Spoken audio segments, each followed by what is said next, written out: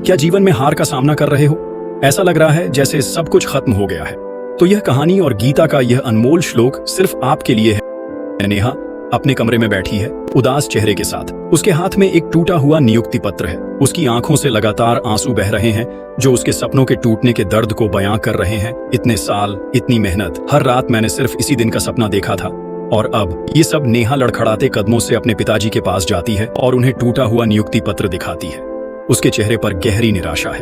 पिताजी पत्र को ध्यान से देखते हैं। उनके चेहरे पर भी दुख की छाया है। नेहा कहती है, सब खत्म हो गया पापा। मेरा सारा प्रयास, मेरी सारी उम्मीदें, इस एक कागज के टुकड़े ने सब कुछ छीन लिया। नेहा के पिताजी कहते हैं, नेहा, क्या तुम्हें याद है जब तुम छोटी थी और गिर जाती थी तो मैं तुमसे क्या कहता था?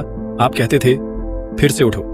नेहा के पिताजी कहते, एक और बात मैंने तुम्हें सिखाई थी, एक बहुत महत्वपूर्ण बात, एक श्लोक।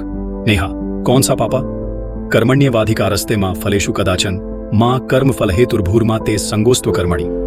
पिताजी नेहा के पास बैठते हैं और उसके आंसू पोंछते हैं, और वह इसका मतलब समझाते हैं, मेरी बेटी, तुम्हारा अधिकार केवल अपने कर्म पर है।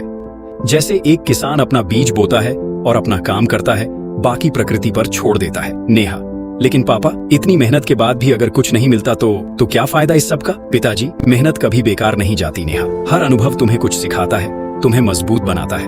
तुम्हारा काम है सही रास्ते पर चलना, अपना सर्वश्रेष्ठ देना।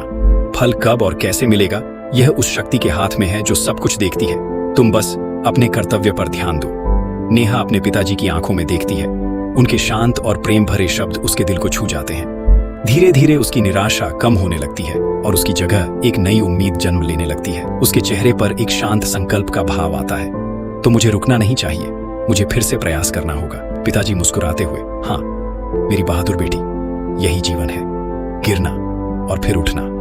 नेहा कमरे से बाहर निकलती है। उसकी चाल में अब आत्मविश्वास है। वह अपने भविष्य की ओर देखती है।